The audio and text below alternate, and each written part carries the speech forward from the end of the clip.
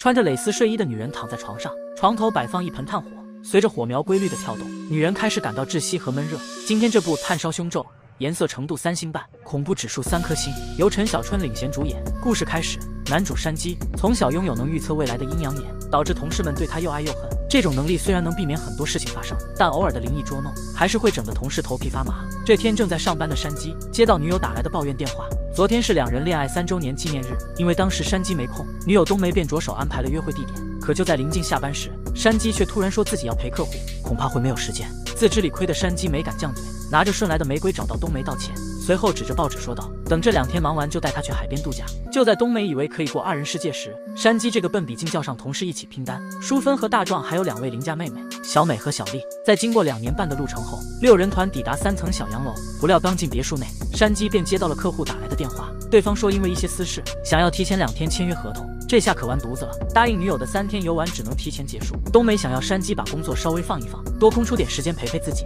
可山鸡却说自己没了工作就会凉。冬梅在听到这句话后，直接扭头去到房间。山鸡想要进去撒娇道歉，却被冬梅拦在房间外面。见此招行不通，山鸡便想用激将法刺激冬梅，于是他就一头扎进小美房间内。不要这样啦，每次都找人家做替身，男人都以为我跟你有问题，就没人肯要我啦。听到小美这样说，山鸡突然冷静了下来，可他又不愿拉下脸面去道歉，只能叫上众人一起去游泳，然后在此期间寻找机会给女友道歉。可心中依旧恼火的冬梅根本不想搭理他，无奈山鸡只能坐在一旁。这时他总觉得有什么人在盯着自己，山鸡扭头望向旁边的炭火，竟从里面看到一个女人的身影。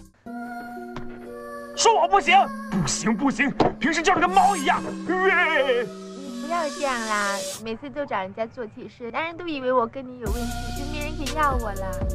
你怎么会没人要啊？小屁股挺漂亮。求求你啦，你快点过去吧，我不可以跟你这个样子的。山鸡因为工作和女友赌气，便做出一些不适合播放的画面。随后众人去到沙滩上玩耍，山鸡看到旁边的炭火内隐隐约约有恶灵出没。到了晚上，他想让几人尽快收拾东西离开这里，女友冬梅却说她有心理疾病，让山鸡去看心理医生。不如我们走吧。3更半要去哪？没骗你，我平时看到的跟今天下午看到的不一样，可是我又没办法告诉你们是怎么样的。反正你要去看心理医生啦！你少在这里危言耸听，这世界哪有鬼哦？这也导致2人意见不合，当着同事的面大吵起来。躲死还不会理我的！又要死啊？这样也要死啊？去死吧！你说的，我死了你不要后悔。整天要死，如果我想死，我马上去死啊！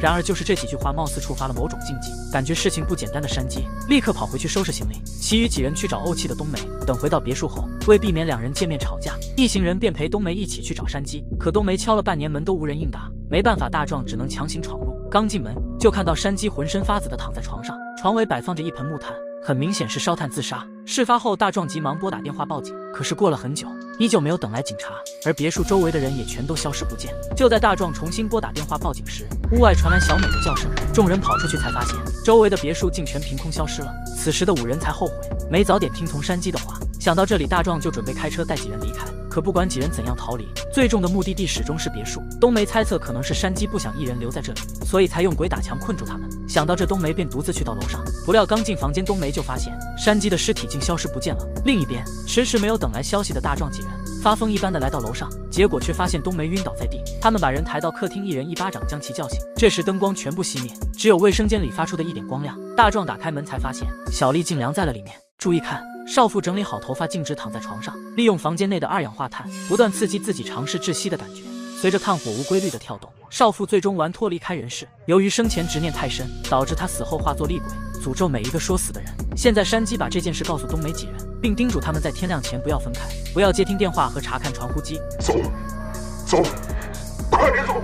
听到提示的大壮想要打开大门，却被一股无形的屏障困在里面。惊慌失措下，几人慌不择路，完全将山鸡的警告抛诸脑后。没过多久，走散的淑芬和大壮相互找到了对方，2人本就互生情愫，现在到了生死存亡的关键时刻，怕以后再也见不到彼此，便当场秀起恩爱。厉鬼吃到狗粮后，二话不说将2人送去杀青。与此同时，冬梅独自来到一处空旷的大厅内，发现正中间躺着一具女尸。走近后发现正是走散的小美。孤立无援的冬梅生无可恋地坐在原地等杀青。这时山鸡的声音突然出现，表示自己已经查清楚了诅咒源头。当时秦始皇焚书坑儒，大部分书生死后怨气难消，化作炭石。一名富商去旅游时，看此情形状怪异，便买了下来。不料富商妻子心胸狭隘，见对方舍得花30万买一块石头，就哭闹着自杀。恰巧当日七星连珠又有流星划过，所以他就与秦朝的怨灵合二为一。谁知山鸡刚说出真相，厉鬼突然出现，想将冬梅嘎掉。关键时刻，山鸡一把将冬梅拉出屏障，画面一转，冬梅从客厅中醒来。她还没从昨晚的事情中缓过来，一个警察突然出现，